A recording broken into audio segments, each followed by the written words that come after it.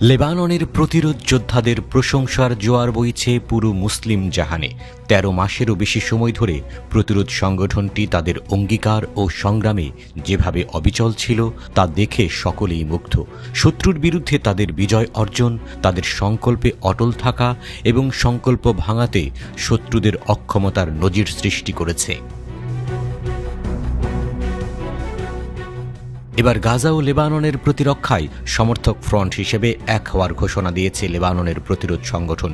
তাদের যোদ্ধাদের operation room গত বুধবার সংগঠনটির ৪,৬৩৮তম বিবৃতি জারির সময় এই ঘোষণা দেয়। বিবৃতিতে বলা হয়েছে, প্রতিরোধ বাহিনীর শুদ্ধতম যোদ্ধারা সাহসিকতার সাথে আল আকসা ফ্লাড ও শক্তিশালী জনতার যুদ্ধে অধ্যবসায় এবং দৃঢ়তা দেখিয়েছে। দুটি যুদ্ধকে তারা তাদের রক্তে রাঙিয়েছে। তারা শত্রুর উদ্দেশ্যকে গুড়িয়ে দিতে এবং সেনাবাহিনীকে পরাজিত করতে সফল হয়েছে।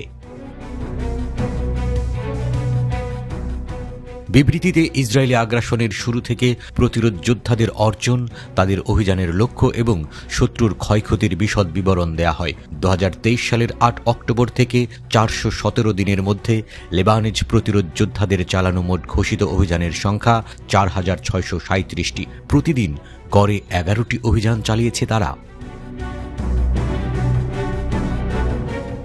অভিযানগুলোর মধ্যে লেবাননের আগ্রাসন শুরু হওয়ার পর থেকে বহুমুখী সামরিক ছিল ১,৬৬৬টি। ২০২৪ সালের ১৭ সেপ্টেম্বর শুরু করা হয় operation people of mite.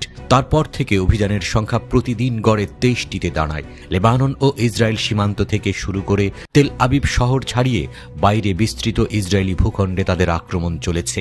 Israeli সেনাবাহিনীর অবস্থান, ব্যারাক এবং ঘাঁটিগুলোর পাশাপাশি ইসরায়েলি শহর এবং বসতিগুলোকে টার্গেট করা হয়েছিল। লেবাননের ভূখণ্ডে ইসরায়েলি স্থল অনুপ্রবেশকারীদেরও লেবানিজ যোদ্ধাদের বীরোচিত প্রতিরোধের মুখে পড়তে হয়েছে।